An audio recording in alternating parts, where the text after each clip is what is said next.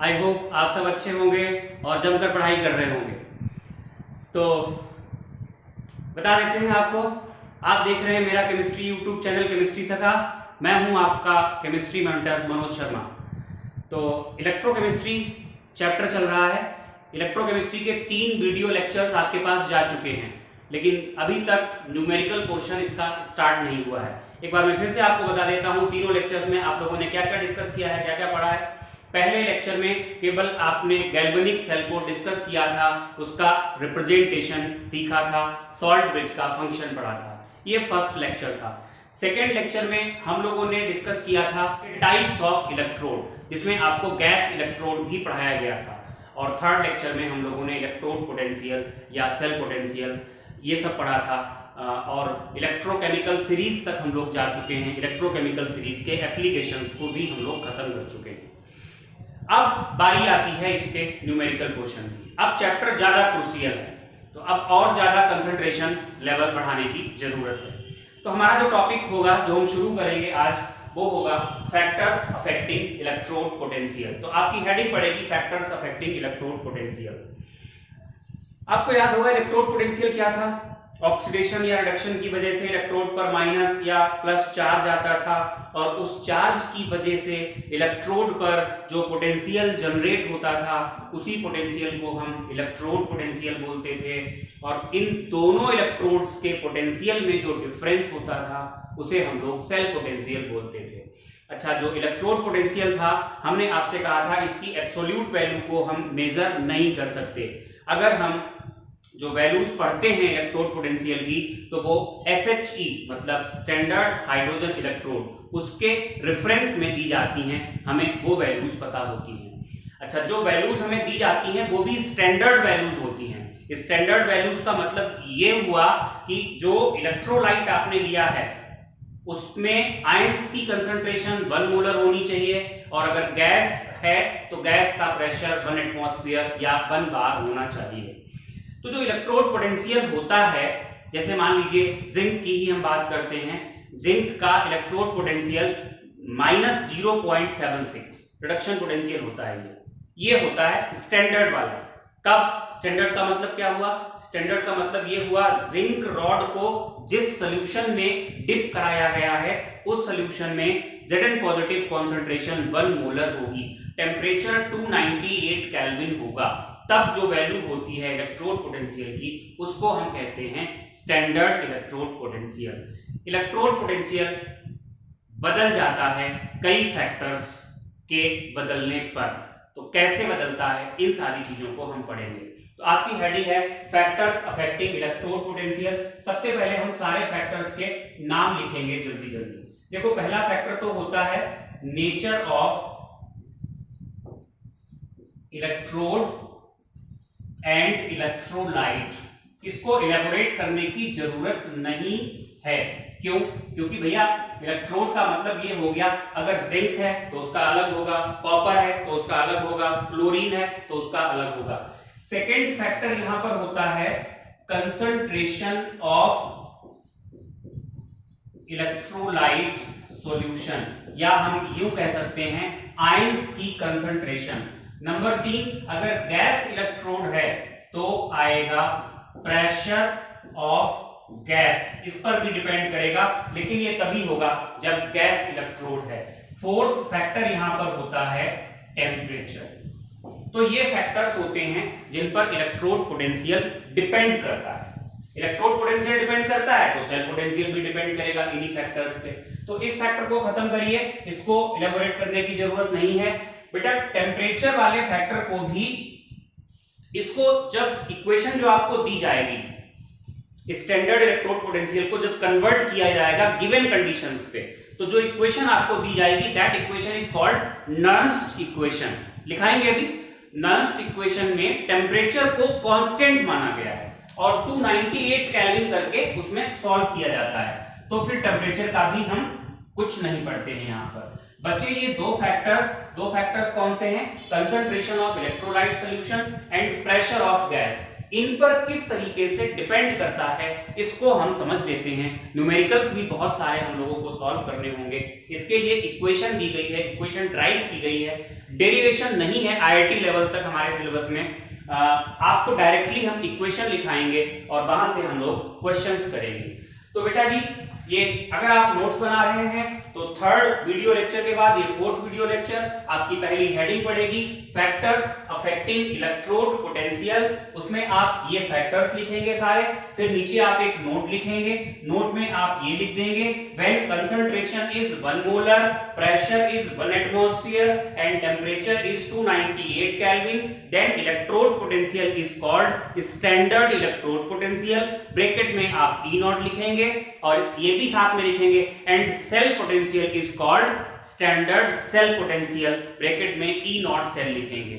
और फिर नई लाइन से आप लिखेंगे to explain the effect of concentration and pressure quantitatively a equation is given called as Nernst equation, और वही हम यहां पर पढ़ने जा रहे हैं, NERST नर्स्ट इक्वेशन। तो इस इक्वेशन को हम लोग डिस्कस करेंगे। इस इक्वेशन में स्टैंडर्ड इलेक्ट्रोड पोटेंशियल और गिवन कंडीशंस के इलेक्ट्रोड पोटेंशियल को रिलेट कराया है विद कंसंट्रेशन एंड प्रेशर। तो देखते हैं कैसे रिलेट कराया है।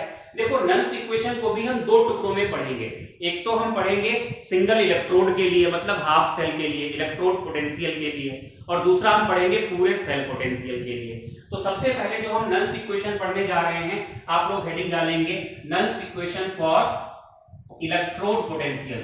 और ध्यान दें इलेक्ट्रोड पोटेंशियल का जनरल मतलब हमने आपको बताया था रिडक्शन पोटेंशियल, मतलब आप जो इक्वेशन पढ़ रहे जा रहे हैं वो है फॉर रिडक्शन पोटेंशियल। तो क्या होती है इक्वेशन? इक्वेशन होती है E is equal to E nought minus RT upon NF, और ये आता है ln यहां पर होता है QC। सारे टर्म्स आपको बताए जाएंगे।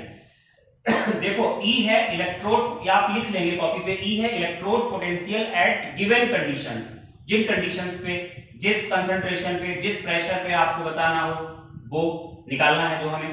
E not standard electrode potential, R आप जानते ही हैं क्या होता है, N बताते हैं सारी चीजें, जो लिखने वाली चीजें लिख देते हैं। E है यहां पर electrode potential at given concentration and pressure,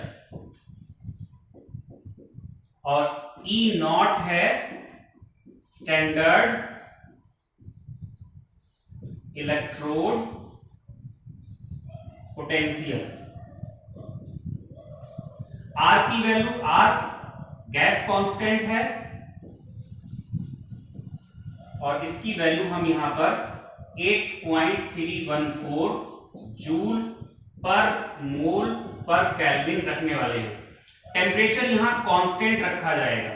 ये जब इसका इक्वेशन का इंटीग्रेशन किया गया था तो टेम्परेचर कांस्टेंट करके लिया गया था। R और T को कांस्टेंट मान के, F को कांस्टेंट मान के, इन सबको कांस्टेंट मान के इस इक्वेशन को इंटीग्रेट किया था। तो टेम्परेचर यहां पर फिलहाल कैसा होगा? कांस्टेंट होगा, और जो वैल्यूज हम सॉल्व जो लेंगे इसकी वैल्यू वो 298 केल्विन मतलब 25 डिग्री सेल्सियस। ये N, चलो N बाद में बताते हैं, पहले कांस्टेंट्स देख लें। F होता है फैराडे कांस्टेंट और इसकी वैल्यू आपको पता होगी 9648 करके होती है, जनरली 500 कूलम पर मोल ले लेते हैं। ये 1 मोल इलेक्ट्रॉन्स का चार्ज होता है। और N है यहां पर, आगे लिख रहे हैं देखिएगा, N है number of mole of electrons transferred, और QC को हम लोग बोलते हैं रिएक्शन कोएफिशिएंट। जैसे आप लोगों ने केसी पढ़ा है, इक्विलिब्रियम कांस्टेंट, ऊपर प्रोडक्ट्स आते हैं नीचे रिएक्टेंट्स आते हैं, वही क्या है क्यूसी। लेकिन केसी इक्विलिब्रियम पे होता है और क्यूसी होता है at any condition other than equilibrium. तो ये सारे फैक्टर्स होते हैं। अच्छा, जितने कांस्टेंट्स हैं उनकी वैल्यू को हम पुट अप करने जा रहे हैं, R constant, T constant, F constant. तो चलिए इस इक्वेशन को थोड़ा सा और इलेबोरेट करते हैं, देखिए समझते जाइए।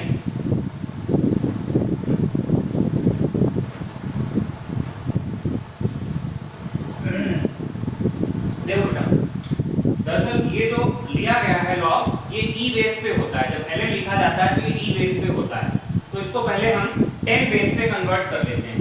आपको पता होगा ई बेस को 10 बेस पे कन्वर्ट करने के लिए 2.303 से मल्टीप्लाई करना पड़ता है।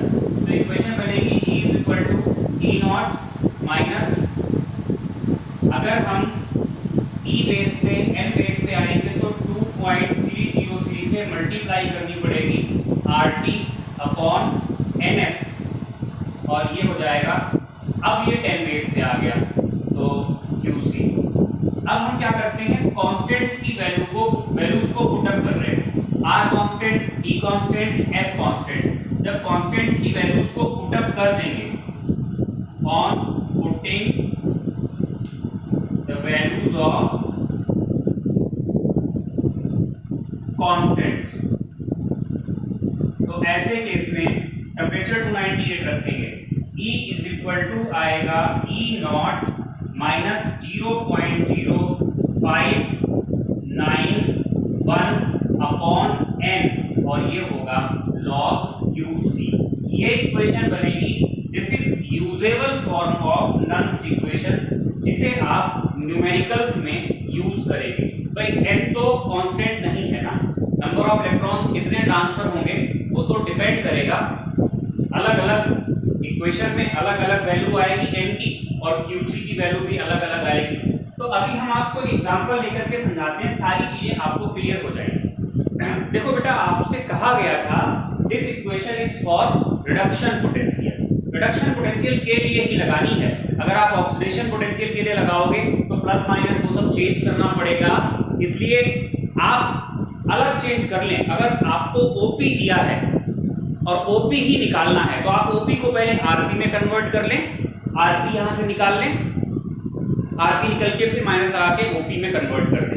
मतलब आप बस इतना याद रखें कि ये इक्वेशन आपको रिडक्शन पोटेंशियल के लिए ही लगानी है, आरपी के लिए ही लगानी है।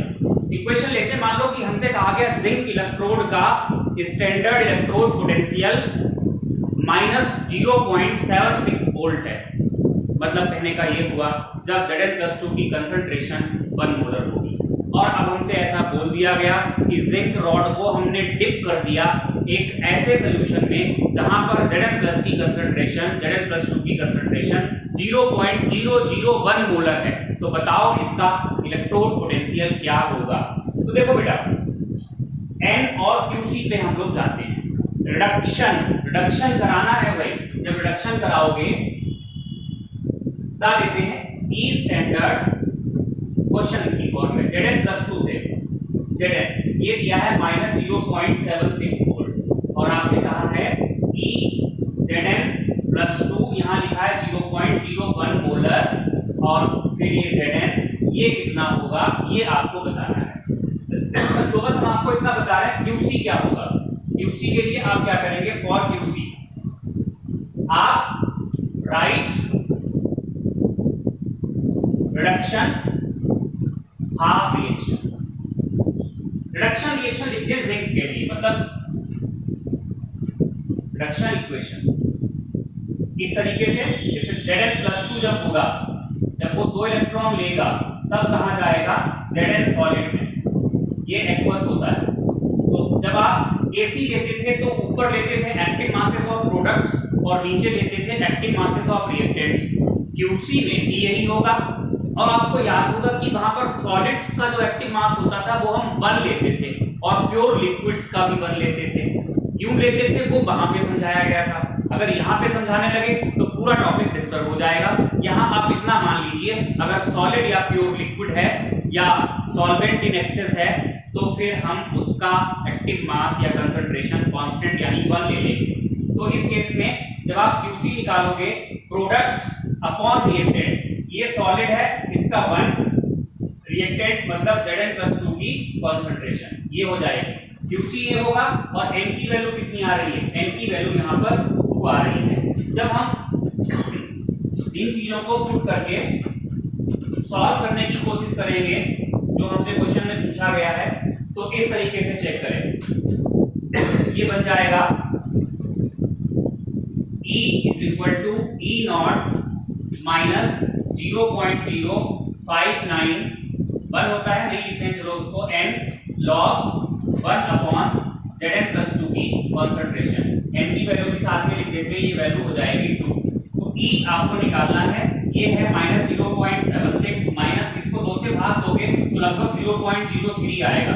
अगर हम 0.059 को 0.06 मान लें तो ये आएगा 2 तो अब हट गया, लॉग तो इसको हमने माना 0.06, 2 से डिवाइड किया तो ये हो गया log 1 ये वैल्यू कितनी है 0.01, तो E होगा -0.76 माइनस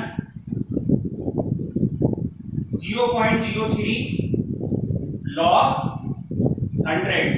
log 100 को अगर अलग से आपको सॉल्व करके दिखाते हैं, log 10 की पावर 2 होगा, यानी 2 log 10 होगा, 2 into log 10 की वैल्यू E बेस 10 बेस पे 1 होती है, तो ये वैल्यू 2 आ जाएगी निकल के। तो कुल मिला के E कितना बना -0.76 माइनस 0.03 into 2 -0.76 माइनस में ही 0.06 ये जोड़ देंगे तो कुल मिला के माइनस में ही वैल्यू आएगी 6 और 6 12, ये 2 हो जाएगा, 7 और 1 8, माइनस का 0.82 वोल्ट। तो ये आपका आंसर हो जाएगा। इस तरीके से हमें क्वेश्चन को सॉल्व करना होता है। अच्छा, अगर हमें यही नेक्स्ट इक्वेशन किसी गैस इलेक्ट्रोड के लिए लगानी पड़ती तो हम क्या करते हैं, जरा ध्यान देना।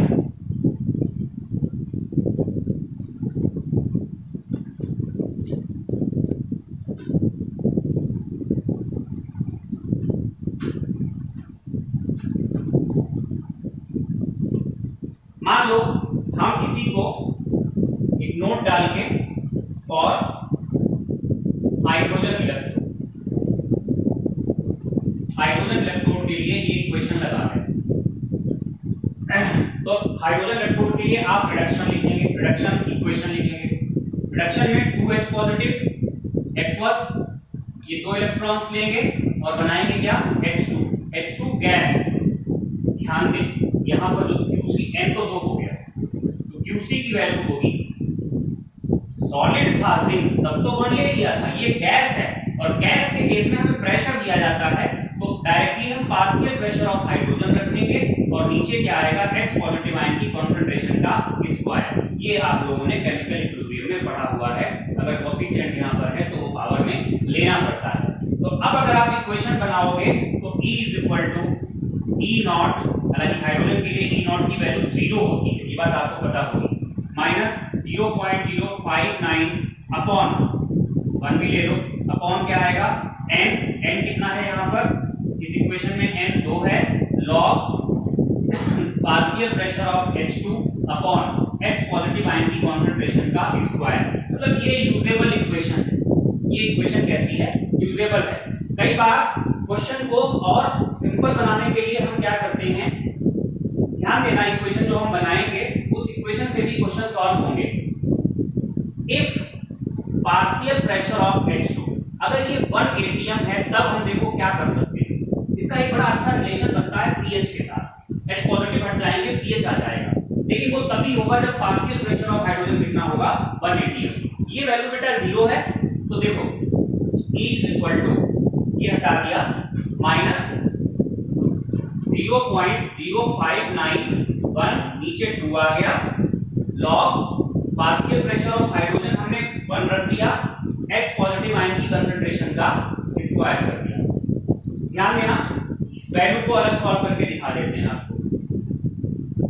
लॉग 1 माइनस क्या होगा, माइनस भी तो जाता है, 2 log H पॉजिटिव आयन की कॉन्सेंट्रेशन। तो समझ पा रहे होंगे? अगर आप नहीं समझ पा रहे हैं इसको 2 स्टेप में करके सॉल्व कर लेना। -2 log x पॉजिटिव। अच्छा, log 1 की वैल्यू कितनी होती है? ये वैल्यू होती है 0। जब ये वैल्यू 0 है तो ये कितना हो जाएगा? माइनस, या चलो 2, ये माइनस लगा हुआ है यहाँ पे, तो क्या करेंगे? -2 log x पॉजिटिव की कंसंट्रेशन। हम क्या करते हैं, 2 को अलग कर लेते हैं। 2 इंटू यहाँ पे हो जाएगा माइनस log h पॉजिटिव की कंसंट्रेशन। ध्यान दें, इसको अगर हम कंटिन्यू करें तो E इज इक्वल टू होगा -0.0591/2। ये वैल्यू सॉल्व होके क्या आई है? ये इनटू 2, क्योंकि ये वैल्यू इनटू में तो थी यहाँ पे 2। अगर एक बार में ना हो आप करके देख लेना इसको। Into minus log h positive, ये 2 और 2 कैंसिल हुआ, E इज इक्वल टू हो जाएगा -0.0591 ऑफ VH। ये इक्वेशन एक बनती है बहुत अच्छी सी, जो क्वेश्चंस को बहुत आसान बना देती है। लेकिन ये इक्वेशन तभी बनेगी जब पार्शियल प्रेशर ऑफ हाइड्रोजन कितना होगा? 1 atm। ये pH हमने क्यों लिया? क्योंकि आपने ये पढ़ा हुआ है, negative log of H positive ion concentration को ही हम क्या कहते हैं? pH। इसलिए हमने इसको लिया। तो हाइड्रोजन इलेक्ट्रोड के लिए ये इक्वेशन भी बनती है। चलो एक क्वेश्चन यहां से सॉल्व करते हैं, या एक नहीं कई क्वेश्चन सॉल्व करते हैं। आप इसको कॉपी कर लेना, ये सब कॉपी तो आपको करना ही है। आप अगर इसके नोट्स बना रहे हैं तो आज जो हमने शुरुआत की थी वो थी factors affecting electrode potential. Factors affecting electrode potential में सारे फैक्टर्स लिखाए थे, वो आपको लिखने हैं। फैक्टर्स लिखने के बाद हमने एक नोट वहां पर आपको बताया था, आपको ये बताना है वहां पर कि जब कंसंट्रेशन 1 मोलर, प्रेशर 1 atm और टेम्परेचर 298 होता है तो इसको हम स्टैंडर्ड इलेक्ट्रोड पोटेंशियल कहते हैं, और सेल पोटेंशियल को स्टैंडर्ड सेल पोटेंशियल कहते हैं। ये आपको लिखना है। उसके बाद हमने कहा था कि नेचर ऑफ इलेक्ट्रोड वाला वो फैक्टर तो हमें डिस्कस करना ही नहीं है। अलग अलग इलेक्ट्रोड का इलेक्ट्रोड पोटेंशियल अलग अलग होना ही है। टेम्परेचर वाला फैक्टर हमें डिस्कस नहीं करना है, क्योंकि जो इक्वेशन ड्राइव करके आएगी नेक्स्ट इक्वेशन, उसमें टेम्परेचर कांस्टेंट करके लिया गया है, और वो टेम्परेचर हम कितना रखते हैं? 298 केल्विन। जो हमें फैक्टर डिस्कस करने हैं वो कंसंट्रेशन और प्रेशर के डिस्कस करने हैं। उसके लिए non equation for an electrode मैंने आपको लिखाई, पूरी ड्राइव करके बताई, और उसकी जो यूजेबल फॉर्म होती है, डायरेक्टली आप चाहो तो उसको याद रखो, कभी भी आपसे ड्राइव नहीं करवाया जाएगा। यूजेबल फॉर्म थी E is equal to E0 minus 0.0591 upon n, और फिर यहाँ मल्टीप्लाई में क्या आएगा? log QC। QC क्या होगा? रिडक्शन करेंगे हम किसी भी सब्सटेंस का रिडक्शन पोटेंशियल के लिए। रिडक्शन करने पे प्रोडक्ट्स की कंसंट्रेशन अपॉन रिएक्टेंट्स की concentration, that is QC।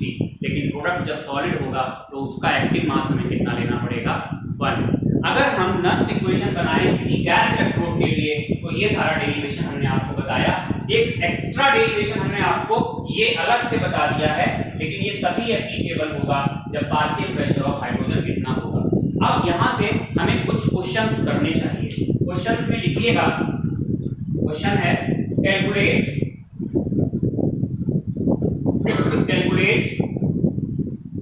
The electrode potentials of given electrodes. मैं यहाँ पर वो पार्ट्स लिख दे रहा हूँ। इलेक्ट्रोड पोटेंशियल्स आपको कैलकुलेट किसके करने हैं? जिसके कैलकुलेट करने हैं, फर्स्ट हम ले लेते हैं Ag प्लस, मतलब कोई मिला के ये इलेक्ट्रोड बना है। कहने का मतलब ये है, ये इलेक्ट्रोड है, सिल्वर को सिल्वर आयंस के कांटेक्ट में लाया गया जो कि 0.1 मोलर है। ये इसका निकालना है एक्वस का, यहीं पे आपको दे दिया गया E स्टैंडर्ड Ag पॉजिटिव से Ag ये है 0.80 वोल्ट। ये क्वेश्चन का पहला पार्ट। क्वेश्चन का दूसरा पार्ट क्या कहता है? H2H पॉजिटिव, ये दे दिया आपको 2 atm, ये दिया 0.01 मोलर, और E स्टैंडर्ड देने की जरूरत नहीं है क्योंकि हाइड्रोजन का स्टैंडर्ड इलेक्ट्रोड पोटेंशियल 0 होता है।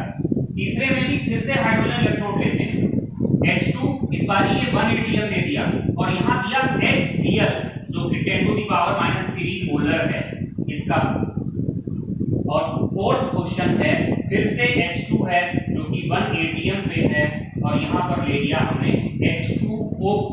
इस तरीके से ये आपको निकालने हैं।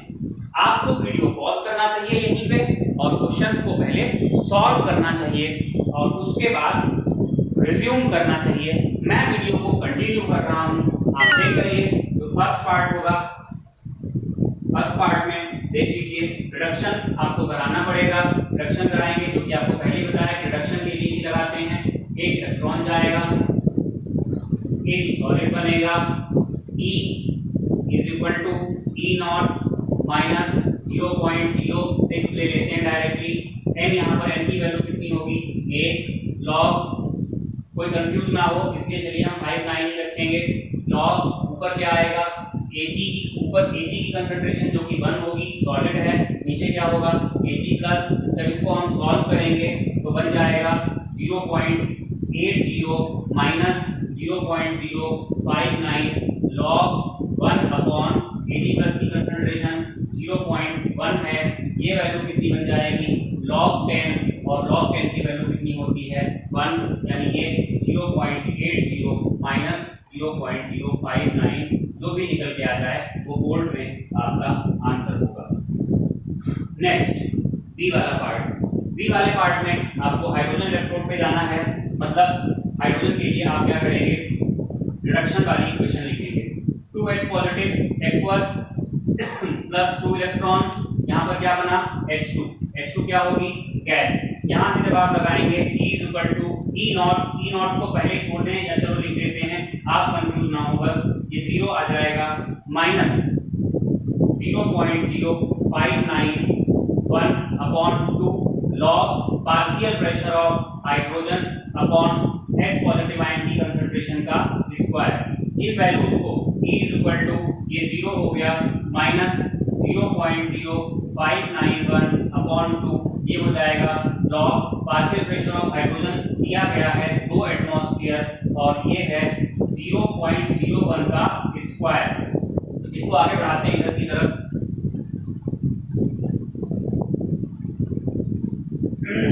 एक क्वेश्चन पहले यहाँ पे लिख लेते हैं, E is equal to minus 0.0591 upon 2 log 2 into 10 to the power, भाई जब ये करोगे तो 10 टू दी पावर -4 तो नीचे आएगा, एग्री। ऊपर जाके क्या होगा प्लस का 4 हो जाएगा। इस तरीके से हम E इज इक्वल टू दोबारा लिखनी पड़ेगी यहाँ पे माइनस 0.0591 अपॉन 2 करेंगे लॉग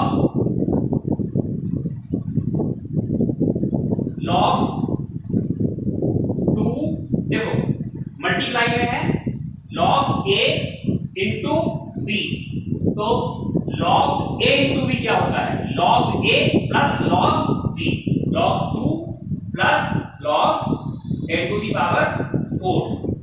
इसको थोड़ा सॉल्व करते हैं, ये कितना बनेगा log 2, अब ये क्या है log a की पावर x, ये क्या होता है x log a, 4 log 10, log 2 की वैल्यू आपको log टेबल मिलेगी कहां से 0.3010 प्लस log 10 की वैल्यू 1 होती है तो ये 4 हो जाएगा, यानी ये 4.3 बनेगा कुल मिला के। तो E इज इक्वल टू हो जाएगा माइनस 0.0591 अपॉन 2 इंटू 4.3, जो भी वैल्यू आ जाए वो वोल्ट में आपका आंसर हो जाएगा।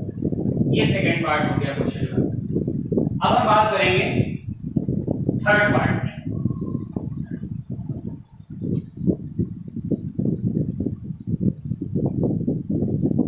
अगर आपको स्पीड थोड़ी ज्यादा लग रही है तो आप व्हाट्सएप पे मुझे बता दीजिएगा, मैं नेक्स्ट टाइम से स्पीड थोड़ी कम कर दूंगा। अब वैसे भी अगर स्पीड ज्यादा है तो आप थोड़ा स्लो करके देख सकते हो।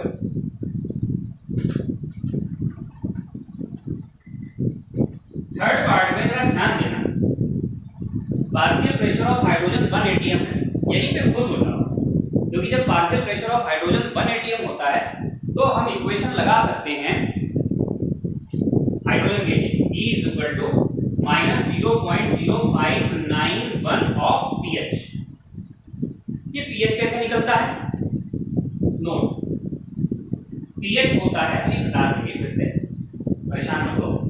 पीएच होता है negative logarithm of H positive. अच्छा H पॉजिटिव कैसे मिलेंगे? यहाँ H पॉजिटिव नहीं लिखा है, HCl सॉल्यूशन लिया। HCl है 10 to the power -3 molar. HCl एक स्ट्रॉन्ग इलेक्ट्रोलाइट, 100% टूटेगा। जब HCl का एक मॉलिक्यूल टूटेगा तो एक H+ मिलेगा। कुल मिला के अगर HCl 10 to the power -3 molar है तो सॉल्यूशन में वो 10 टू द पावर -3 मोलर ही क्या देगा? H positive. तो वी नो दैट, हम जानते हैं कि, के बाद तो फिर आपको करना चाहिए सारा, क्योंकि यहाँ लिख दिया वी नो दैट। चलो मैं भी नहीं बता देता हूँ। HCl है 10 टू द पावर -3 मोलर, इसलिए H पॉजिटिव कितने होंगे? 10 टू द पावर -3 मोलर। आखिरी वाला पार्ट यहाँ पर हम लिखा है, देखेंगे क्वेश्चन को इस तरीके से यहाँ पे कंटिन्यू करेंगे सॉल्यूशन को। pH क्या होगा? Minus log of H positive ion concentration minus log of 10 to the power -3, यानी ये आ जाएगा 3। ये तो आपको सॉल्व करना आता ही है, बहुत अच्छे से आप लोगों ने पढ़ा होगा आयनिक इक्विलिब्रियम। नहीं पढ़ा है तो भैया इसको सीखिए, टॉपिक को डिस्टर्ब नहीं किया जा सकता। pH आ गया 3। अब रह ही क्या गया क्वेश्चन में? G -0.0591 ऑफ pH से जब आप देखेंगे -0.0591 इनटू 3 कर देंगे, जो भी आएगा वो वोल्ट में आपका आंसर हो जाएगा। आखिरी पार्ट बहुत ही आसान है, सी डी जो भी है कुल मिला के डी होना चाहिए था, इसको डी है। डी में लिखा है H2। H2 कितना है? 1 एटीएम। जल्दबाजी में राइटिंग थोड़ी खराब हो रही है, वैसे आप लोग सब जानते हैं राइटिंग बहुत अच्छी है। H2O राइटिंग अच्छी है, H2 1 एटीएम। अब H2O दे दिया, मतलब हाइड्रोजन गैस को पानी में बबल कराया गया। फिर क्या होता है? बबल करा दो पानी में बबल करा दिया गया। H पॉजिटिव आयन कितने होंगे? आपको पता होगा 25 डिग्री सेल्सियस पे। याद करिए जब आपने आयनिक इक्विलिब्रियम पढ़ा था तब आप लोगों ने कसम खाई थी 25 डिग्री सेल्सियस पे प्योर वाटर में H positive ion 10 to the power -7 molar होते हैं, या 25 डिग्री सेल्सियस पे प्योर वाटर का pH 7 होता है। क्यों जाएं हम H पॉजिटिव पे जब यहाँ प्रेशर 1 एटीएम है? हम सीधे सीधे pH पे नहीं जाएंगे, हम कहेंगे for pure water at 25 degree Celsius pH कितना होता है? 7। 1 एटीएम है इसलिए। अगर ये 1 एटीएम नहीं होता, 2 एटीएम 3 एटीएम होता तो बेटा फिर हमें H पॉजिटिव आयन लेने पड़ते, और H पॉजिटिव आयन कितने होते हैं प्योर वाटर में? 25 पे 10 टू द पावर -7 मोलर। तो आप फिर पूरी इक्वेशन बना करके सॉल्व करते हैं। तो यहाँ से जब आप सॉल्व करेंगे तो E हो जाएगा -0.0591 इनटू pH, इतने वोल्ट आपका आंसर हो जाएगा। तो ये हमने आपको कुछ क्वेश्चंस कराए, नन्स इक्वेशन फॉर सिंगल इलेक्ट्रोड या नन्स equation for electrode potential. Next video lecture में आपको कराई जाएगी नन्स इक्वेशन फॉर सेल पोटेंशियल, और बहुत जायकेदार, बहुत ही बढ़िया स्वादिष्ट क्वेश्चंस आपको दिए जाएंगे। क्वेश्चंस आप करेंगे। अभी शीट हम आपको नहीं देंगे, अभी हम आपको क्वेश्चंस नहीं भेजेंगे। जब आपको हम करा देंगे सेल पोटेंशियल वाली नन्स इक्वेशन, तब हम आपको असाइनमेंट या क्वेश्चंस भेजेंगे। तब तक आप इसको थ्योरेटिकल पार्ट को ही तैयार करिए। तो वीडियो देखिए अच्छे से, अगर आपको समझ में आता है अच्छे कमेंट्स करिए और लाइक करिए। सब्सक्राइब तो आपने किया ही होगा, सब्सक्राइब नहीं किया है तो सब्सक्राइब ही कीजिए और शेयर कीजिए। धन्यवाद।